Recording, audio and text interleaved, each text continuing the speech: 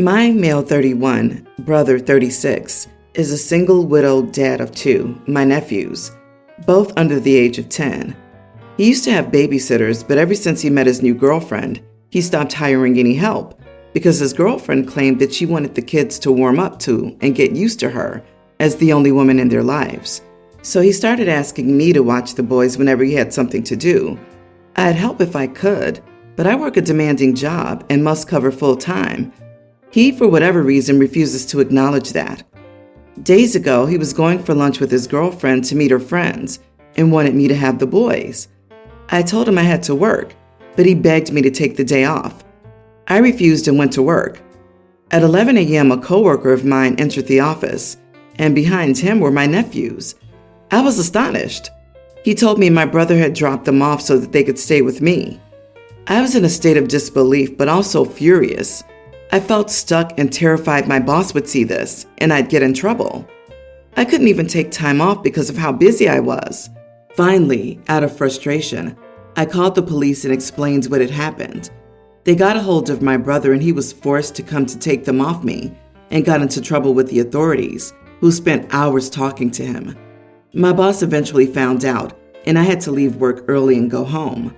In the evening, my brother called and started screaming at me, calling me names of all sorts, and saying that I ruined his meeting with his girlfriend and her friends and caused him to get in trouble with the police. He called me a vile SOB and said I could have had the kids with me for a couple of hours or even taken them home and the rest of the day off. We haven't been speaking, but his girlfriend constantly shames me for what I've done, saying she treats the kids better than I do and that I should be ashamed. What? How could you possibly think you're the one at fault here? Who drops their kids off at someone's workplace and expects someone to drop everything and take care of them? Your brother is delusional. How dare you put my job at risk so you can have a lunch date? Is the response you give him over and over and over. You are not the idiot. Your brother's kids should be first in his life, not the new girlfriend. You need to talk to him about why his new girlfriend thinks his own kids shouldn't be around. Also, talk to him about where he thinks the relationship is heading, because the longer he stays, the more controlling she'll be. Yes, that part, where she says she'll be the only woman in their life, is concerning. No grandmas or aunts allowed? No memories of their late mother? What is she saying? Brother and his girlfriend need a reality check. Widowed or not, he needs to be a father. Not to be harsh, but just because his spouse died doesn't mean his responsibilities did too. You're not an on-call babysitter. My goodness, girlfriend told bro that she wants to be the only woman in the kids' lives, but then she's okay with dumping them in OP's office with a stranger? I guess the logic isn't these folks' strong suit. Based on the complete lack of rational thinking from the brother and the girlfriend, better to be far away from that sinking ship. OP tried to help, and they showed they were willing to blow up his life for a lunch date. So not much else that OP can do but get away fast. Who cares what they say? They're wrong. I hope there are grandparents to keep an eye on the kids' well-being. My wife and I have 3 kids. Our last born almost did her in. She and our son were hospitalized for a week, and it was incredibly nerve-wracking and traumatic. Important info: my wife does not like dogs. Childhood trauma. More so she doesn't like dog moms and dads, but you get my point. My wife is in therapy, by the way. As you can imagine, we don't have dogs. Never plan to either. My family is huge on animals though, dogs especially. My parents, however, are very much respectful of my wife's concerns regarding dogs around our kids, and they never ever push the issue. My sister is the complete opposite. She has 2 German Shepherds, a Great Dane, and 2 ankle biters of some sort that are healer breed mixes. They go everywhere with her, including to her job. My wife avoids family gatherings that involve my sister, and I don't blame her. When we host at our place, the dogs are not invited, which means my sister hardly ever comes. This has caused fights in the past because my sister says we deny her children happiness and family time. She knows about my wife's severe trauma and thinks she should just get over it. Anywho, we hosted dinner at our place yesterday evening, and my sister decided to join us for once. At some point, it got on the topic of births. My wife generally doesn't talk about hers, but my mom started asking questions. She went through a difficult birth herself, so it was an innocent conversation. My sister continuously interjected stories about her dog and minimized my wife's struggles in a way that I'm sure affected her more than me. Basically saying, every mom goes through struggles, even dog moms, and it's not that serious. At one point, I told my sister to shut up, but she kept at it.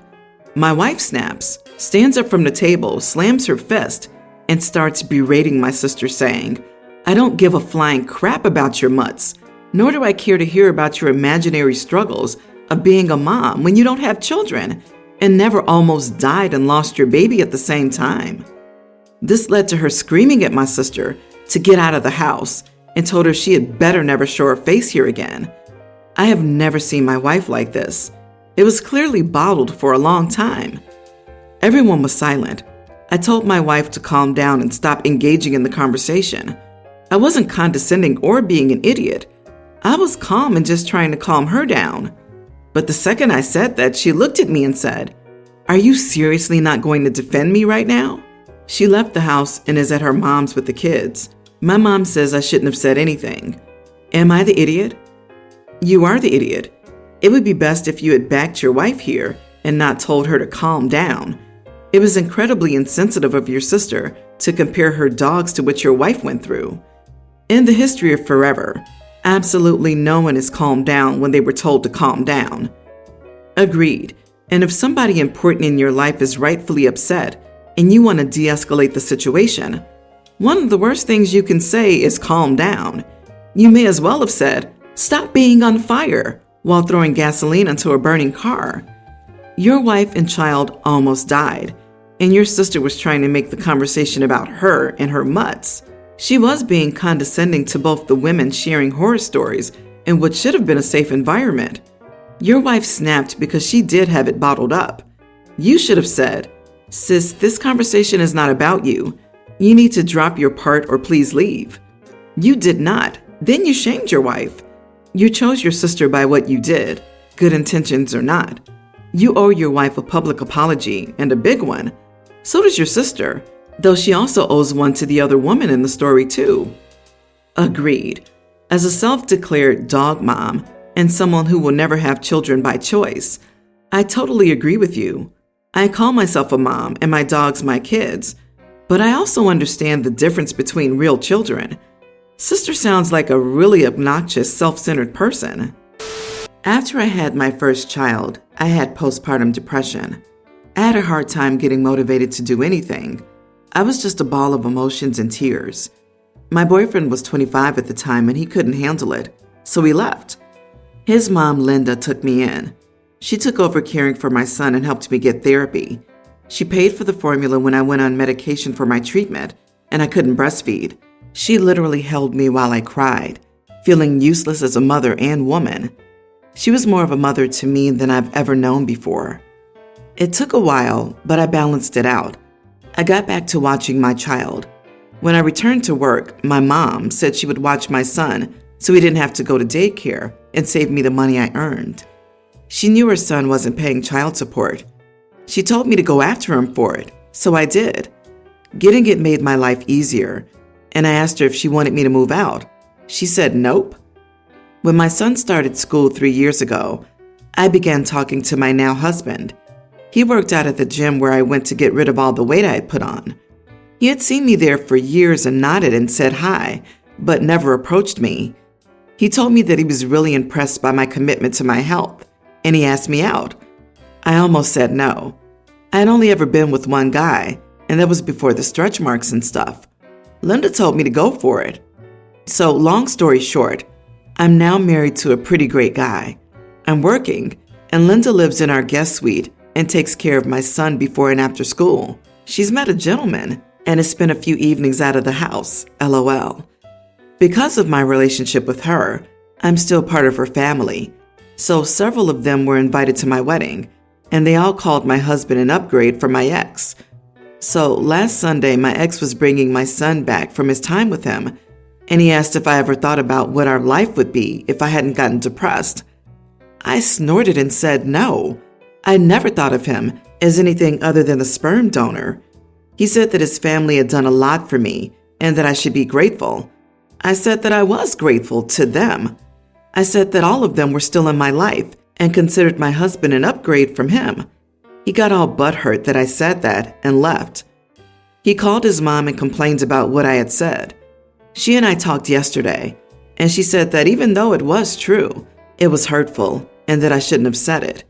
She seemed sad, and I felt like crap for disappointing her. So I apologized to her, and I called my ex and apologized to him. Sincerely. He called me an idiot for turning his family against him. He called other family members, and they all said that he wasn't as good for me as my husband.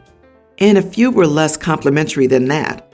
So now I feel like crap for starting drama that I could have avoided by keeping my big mouth shut. But it was shocking to hear him ask about us when he left me without looking back. Not the idiot. Yes, you could have done better, but you apologized sincerely, and that's all one can do in retrospect. Hopefully Linda will forgive you. Your ex, however? Screw him and his, what if you didn't get a normal illness caused by carrying and delivering my child? Like, seriously? Screw that guy, LOL. You didn't turn his family against him. He did that to himself by being a massive idiot. Honestly, I wouldn't have even apologized to him. Maybe to his mom for disappointing her. All OP did was tell the truth, and he got all butthurt about it because he didn't get the ego boost he seemed to be looking for. She started no drama. She swatted him down by telling him a truth that he needed to hear, and then he called around to find out that it was true. He went fishing for compliments and platitudes and caught nothing but a boot. OP, I'm glad you found someone else that loves you for you. Yep, how about, what if you, ex, had supported me during my illness like your mother did, and still does, instead of piecing out? Man, just knowing that someone like Linda exists makes me hopeful for the whole human race. She sounds like an angel. Since I started working from home, my husband has treated it as if I'm not really working. He believes working from home isn't as much of a real job as leaving the house and driving to your workplace. He'd always interrupt me and send the kids in so I could help them get things done. He even went in randomly and asked me to do things under the guise of, just a minute, you won't get fired over a minute break. I've grown tired of the constant barging in, so I purchased a lock and locked the office to no longer give him access to interrupt me. He found out and uninstalled it while I was away. He said it was his house and that I cannot lock him out of any room. I was floored once I saw that he had thrown the lock away. I went off at him, screaming my head off, telling him that he was jeopardizing my livelihood, and his body language and tone changed. He started ranting about how I was being cruel for accusing him of such things, and selfish for even entertaining the idea of keeping him and the kids out and ignoring them like that. He stormed off and left and had his mother lecture me about how I was unfairly prioritizing work over family and stuff like that. Then lastly, she talked about yelling at my husband and trying to intimidate and control him. He's been quiet since then. Am I the idiot for my reaction? He told his mommy on you? What is this whole thing about tattling to mommy and daddy as though your little brother stole your Halloween candy? Not the idiot. Your employment is at risk. So is your marriage. His actions disrespect you on many levels. Is this common behavior for him? Disregard your request? Throw away a tool you installed? Rant, claim he can do anything in his house, and enlist his mother to rant as well? He stated you won't get fired over a minute break. How does he know this? This erodes your expertise and opinion on the matter. I'm sorry you're going through this, but it may be the wake-up call you needed. If you both cannot put forth basic courtesy and effective communication, then you and the children will lose, big time. Well, another red flag is he's been quiet since then. That's what abusers do. They push you to the absolute limit, and when you pop, they throw a flying monkey or two at you and act all quiet until the situation blows over, knowing good and well that they're going to do it all over again another day. OP, he's being a colossal idiot and intentionally trying to sabotage your career for some reason. Jealousy, misogyny, insecurity, or just plain laziness maybe. Is there anywhere else you can work where your husband wouldn't be able to interfere? Either request to go back to the office or possibly hit up a park or a library and not telling him where you're going? I was in an abusive marriage for many years. What I failed to see at the time was the man sabotaged every job I ever had. When I really got tired of the abuse and wanted out, it turned to, "You've never held down a job long enough for any judge to give you custody." I'm 5 years out and have my kids, but I still have to explain those gaps in my resume when I want a new job. I'm not saying that's what your husband is doing. I'm saying to be smarter than I was and not let him sabotage your career. My husband, 37, suffers from a medical condition that has become more severe in the past 4 months. As a result, he's now following a diet and has a strict eating schedule as part of his health management. The kids and I eat regular food that I cook every day. The problem is that whenever we sit to eat, my husband will try to join us. I don't mean join us in eating, though. He tried it once but swore he wouldn't touch any of the food again, but it was hard to take his word for it. Now he's asking to be allowed to sit with the kids and me while we eat, just so he doesn't miss out on this bonding time together as a family. I refused because he might try to get his hands on the food, and also, it would be awkward for him to sit by and watch us eat.